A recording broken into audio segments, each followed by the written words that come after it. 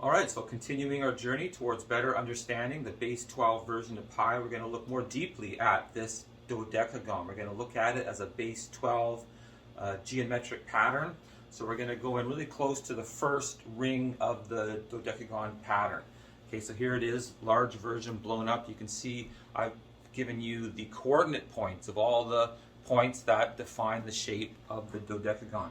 So that's what this looks like. It's pretty straightforward. Now what we're going to do is look at the geometry of the shape a little more closely. Okay, so here you can see what it looks like. You can see that the lengths of the sides of the dodecagon are 0.5 root 2. So it's very easy to see that on the corners, so to speak, that the line going through there is in units of square root of 2.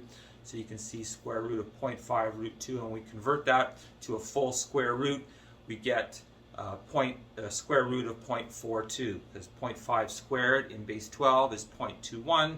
Square root of 2.21 multiplied by the square root of 2 is 0.42. Okay, so now we're going to look on this side, and we're going to look at one of these narrow triangles that also makes up the side of the dodecagon. You can see that their dimensions are 0.1 on one side of the right angle and 0.7 on the other side. So 0.7 squared is 0.41. Again, base 12. We're doing base 12 math now. 0.1 squared is 0.01.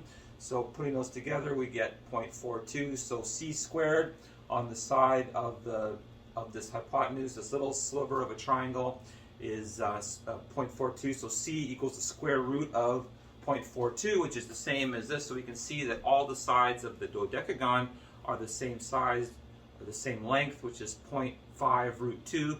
And you can see overall there's 10 sides to the dodecagon in base 12. So 10 times 0.5 root 2 is 5 root 2. So that's what the complete perimeter of the innermost dodecagon is 5 root 2. Okay, so that's a pretty good beginning to understanding the overall geometry of this shape, and we're going to keep using it to build, again, the diagram for 360 degrees, and ultimately understanding what the base 12 version of pi is using this geometry, this new shape that we haven't had access to before because we've always been in base 10. So hope you can join me for the future videos as we continue our journey. Thanks for watching.